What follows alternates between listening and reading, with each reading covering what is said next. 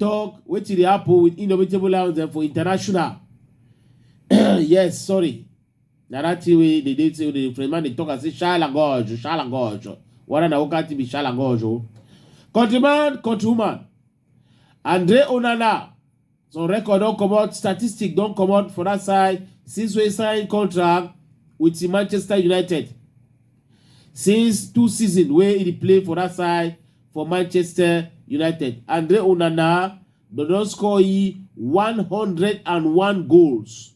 That means say last season Andre Onana they be scoring 58 goals. This season where they still go and never finish, they don't score already 43 goals. So statistics they show say Andre Onana he don't pass 100 goal where they score as goalkeeper for Manchester United. He get the highest record for goals where they score goalkeeper for 2 seasons. So take a reach now. On that if it change after countryman, countrywoman. Another story na say Napoli he win Torino. Napoli na club for Zamboangisa.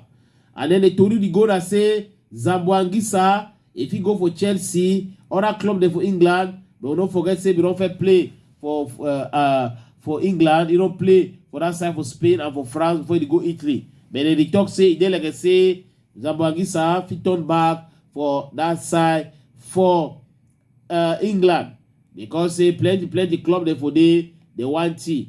They don't they talk say they want it. So we dey wait see how the thing go work out. Sometimes one fish should also one open our eye and do Onana don't get another colleague with a Cameroonian player, Indomitable Lion player, where you can play with you for Manchester United or any other club for England.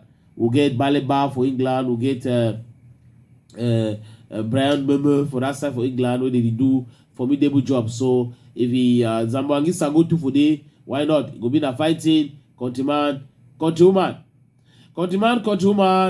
Another statistic they show say Shoot Ajara na some very good player for that side for Saudi Arabia. He only score goal in Munja from Munja to Munja, Munja to Munja, Munja to Munja. So we say congratulations for you, Shoot Ajara. Continue like that. That's why they talk for grammar. Say the sky is your limit. May the sky no be your limit. Continue for the score good and Munja. We should say be Indomitable Lioness, and then you know the team, and you know how the team they work and fine. You know how to play number because we know say number na sense. Countryman, countrywoman.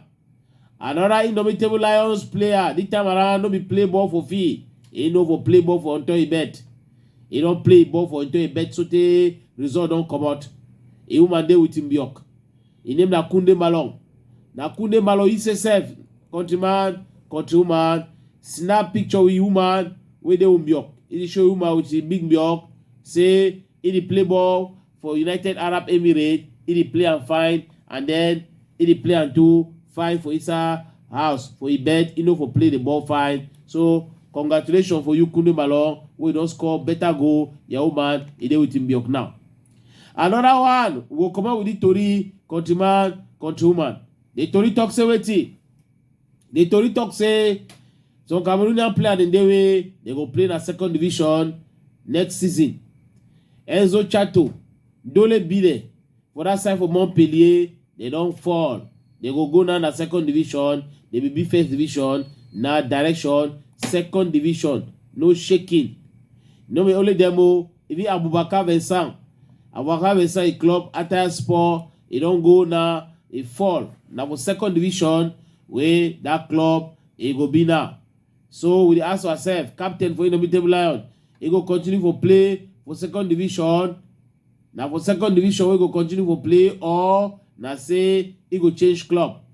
We don't talk our own countryman, countrywoman. We hope say he go get different club. If not, now for 2nd division, we Enzo, Bile, and Aboubakar, they go to play next season.